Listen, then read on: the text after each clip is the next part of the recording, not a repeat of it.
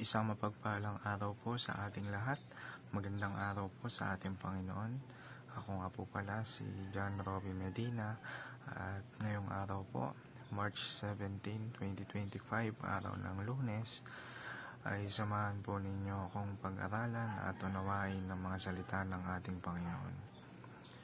Ang pamagat po ng ating devotion ngayong araw ay alin ang tama? Katawan na may kaluluwa o kaluluwa na may katawan? Dichotomy or dichotomy. At ang paksa po natin ay magmumula sa Genesis chapter 2 verse 7. Sinasabi po rito, "Then the Lord God formed a man from the dust of the ground and breathed into his nostrils the breath of life, and the man became a living being." O sa Tagalog naman po, pagkatapos ginawa ng Panginoong Yahweh ang tao mula sa alabok, hiningahan niya sa ilong at nagkaroon ito ng buhay. At mapunta naman po tayo sa ating katuruan ngayong araw. Unang-una, man is both physical and spiritual. Dito pinaniniwalaan po na ang tao po ay may dalawang bahagi,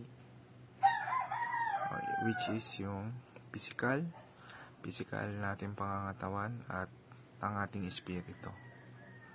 Sa ikalawa, the spirit lives on after death. Alam naman natin na kapag namatay tayo,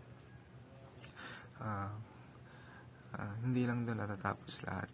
Kumbaga, yung katawang lupa lang natin yung mamamatay, ngunit yung espiritu natin ay mananatiling buhay kahit na yung katawang lupa natin ay namatay na.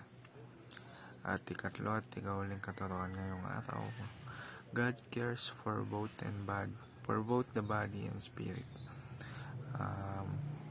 May malasakit ang Panginoon sa parehong katawan natin at sa ating espiritu. Binibigyan niya tayo ng lakas ng pangangatawan sa pamamagitan ng mga biyayang kanyang binibigay, at binibigyan din niya tayo ng lakas ng espiritu sa pamamagitan ng kanyang mga salita. At mapunta naman po tayo sa ating applications ngayong araw. Unang-una, value eternity by investing in God's kingdom. Sa ikalawa, apply the whole gospel to the whole person. At ikatlo, nourish both the physical and the spiritual. Kumbaga, sinasabi sa application, pagyamanin natin, pakainin natin both physical and spiritual nating pangangatawan. At yun lamang po, at upang tapusin ang ating devotion, samahan niyo po ako sa isang maikling panalangin. Heavenly Father, thank you for making me both body and spirit, fearfully and wonderfully made in your image. Help me to see life through the lens of eternity, knowing that my life belongs to you. Keep me from living only for what is temporary, and guide my heart to seek Christ, who alone secures my salvation. As I wait for the final resurrection, strengthen me to honor you in both body and spirit.